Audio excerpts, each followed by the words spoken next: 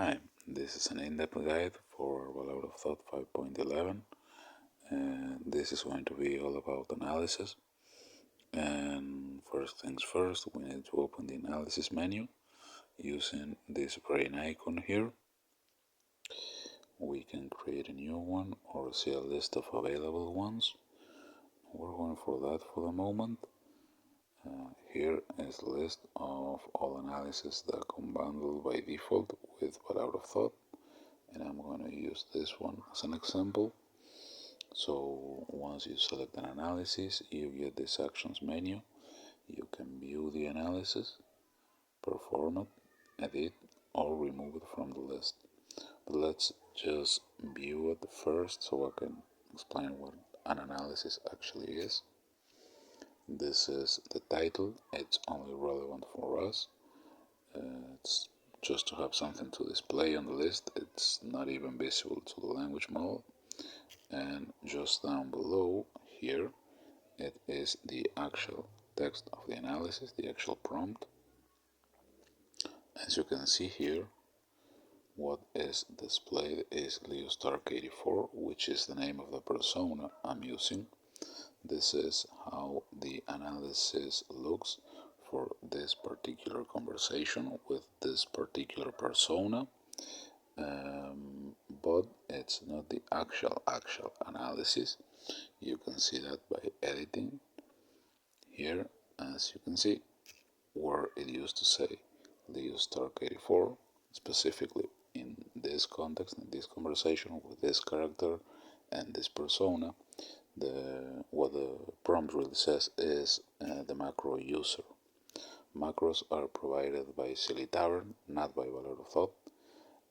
You can see a list of all available macros by typing /help macros and sending it like it was a normal message. You'll get a list of all available macros, and you can use those in Balaur of Thought or in pretty much anywhere else in Silly Tavern, really. So, well, this is what I wanted to show you for now. You can also edit. We're on that since we're here. Say we add real quick here this bit. We hit OK. Here we are asked whether we want to rename the analysis. We're gonna leave it as it is, and if we go see it again, we see that the text I just added is here, and the macro user on it got replaced by the name of the persona I'm using. So before we perform an analysis, just to show you, I'm going to create a new one, and I have some text already copied so I don't waste time typing. This is the text. The macro char is replaced by the name of the character, and the macro user, just like I showed you before, is replaced by the name of the persona. So we hit OK, and we're asked to enter a name. The name must be unique.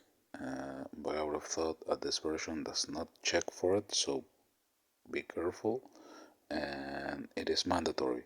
That is, a name must be entered, otherwise the whole process is cancelled. So we're going to give it a name. I don't know.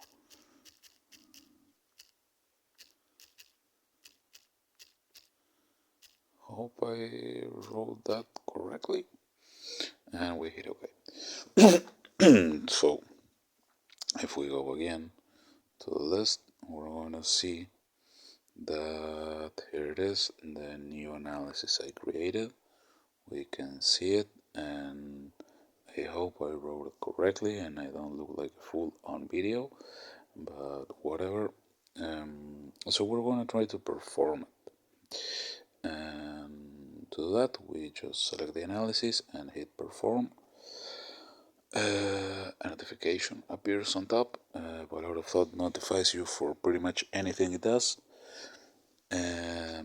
what happens is the language model got prompted with the text of the analysis, with the actual prompt of the analysis, and here I'm being shown the actual reply of the language model.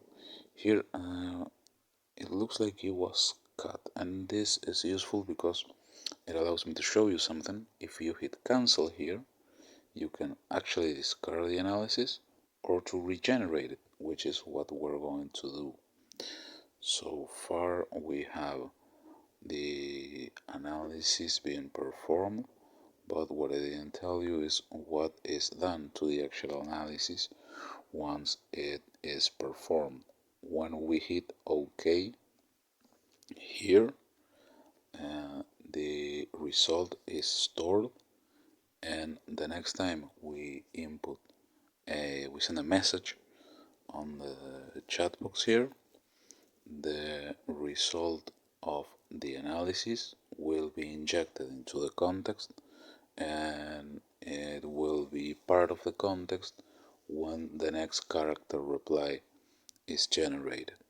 Now I could show you, but I think it's more useful if I show you a couple of other things about analysis. First of all, though we perform an analysis manually by going to the analysis menu, the list, selecting one and hitting perform. That's the manual way. You can also have them perform automatically by going to, let me show you, this car icon here, which opens the automation menu, and we add a new one. We add an analysis and select the one we want to be run automatically. Now, once we do, we're asked for an interval, a frequency, which is basically after how many user messages this analysis will be performed. Say we want it every 3 user messages, we hit OK, and now let's see on the list here. Here we are, it was added. You can see it's an analysis because of the brain emoji on the left side. Then you can see which specific analysis, mutual feelings, which is the one we just created, and on the rightmost is after how many user messages this will run, and the immediately left one is how many user messages are left. So this will go 3, 2, 1, boom, it'll run and reset back to 3, and after other 3 messages it will run again and the result will be injected. Another important thing about analysis is here on the cogwheel icon that opens the configuration menu. Here are the wrappers, which are a set of prefixes and suffixes that are automatically added to the analysis prompt, the analysis results, and also to guidelines, but for this particular topic we're interested on analysis. So say we select this one, for instance, we can disable it. This will have the prompt prefix not added, but also we can edit the actual string that gets added. So for instance, here I have a simple do not roleplay. It's very simple OOC instruction, but say we could add this if for a specific language model refuses for some reason to go out of character, we can add this, and here we get a new notification because Balaur of Thought notifies you for absolutely everything. And this new added part to the prefix will be automatically injected. That is if we enable it, of course. Here we got a notification that I cancelled it, and here we're going to enable it. Here we get no notification because we have a visual feedback here. Same rule applies for for the results, and this will add a prefix and a suffix as it is set to the results prior to inject them, and we can see it here. And it's chat analysis start, the other is chat analysis end, and a blank line.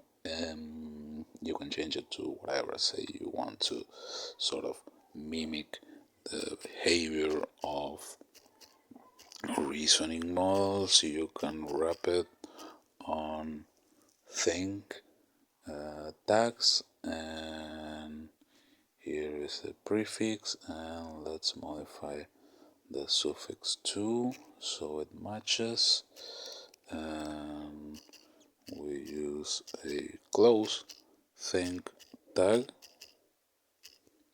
so this will get injected into the context.